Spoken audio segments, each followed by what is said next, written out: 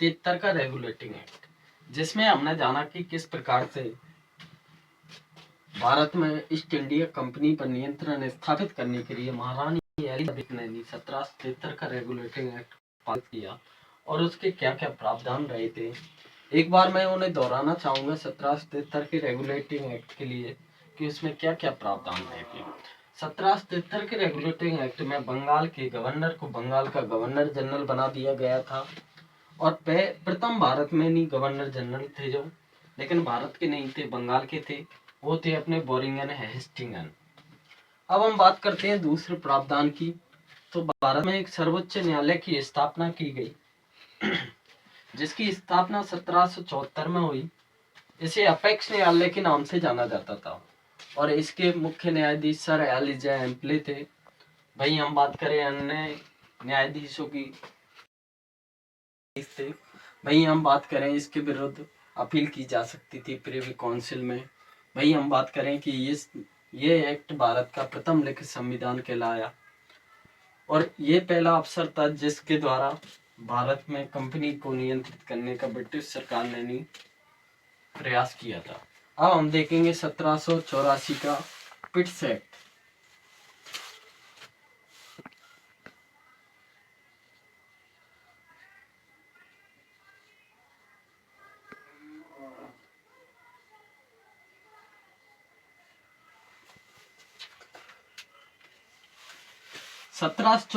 Act, इसके बारे में हम जानते हैं कि पिट्स एक्ट क्या था।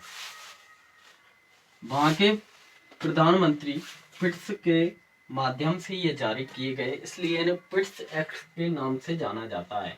हम देखते हैं कि 1784 में महारानी एलिजाबेथ ने जो 1773 में रेगुलेटिंग एक्ट पारित किया था उसके द्वारा कंपनी को नियंत्रित करने का प्रयास किया गया। वहीं कंपनी को और अत्यधिक नियंत्रित करने के लिए 1784 में पिट्स एक्ट पारित किया गया।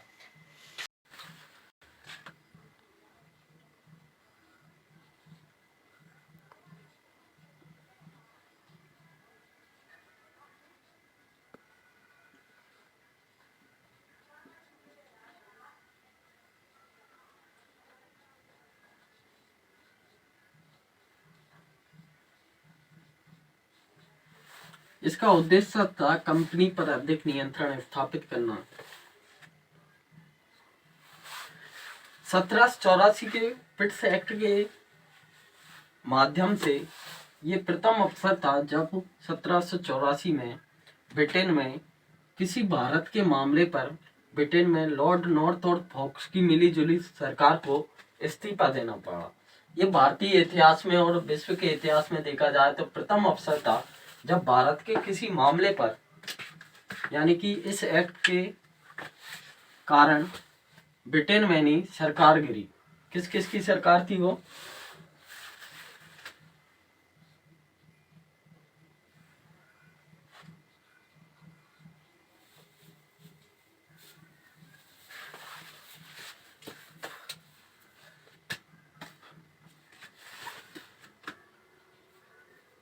लॉर्ड नॉर्थ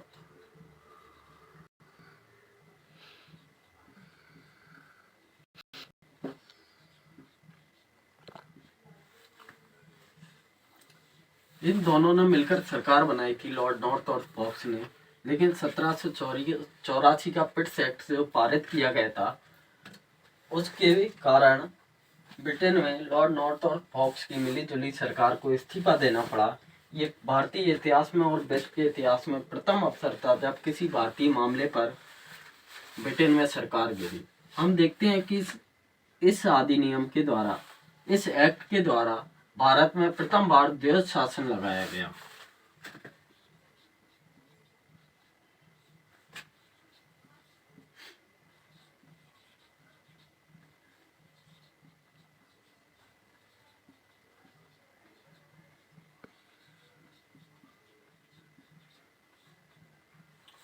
भारत में प्रथम बार द्वैध शासन लगाया गया। द्वैध शासन क्या होता है इसके बारे में जानते हो? द्वैध शासन वो होता है जिसमें आरक्षित और अनारक्षित दो विषयों को अलग अलग कर दिया जाता है, अर्थात कि दो कार्यों मान सकते हो आप, दो प्रशासनिक हक मान सकते हो। जो आरक्षित विषय होते हैं उन्हें अलग प्रशासन के अधीन कर दिया जाता है, जो अनारक्षित होते हैं उन्हें अलग प्रशासन के अधीन कर दिया जाता है। तो हम देखते हैं कि द्वैध शासन का जनक किसे माना जाता है? जनक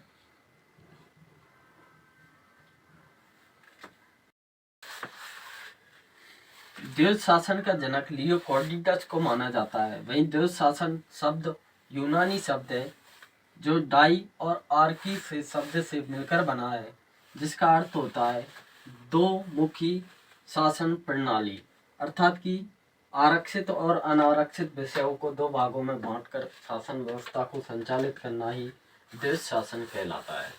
अब हम आगे देखते हैं इसके बारे में।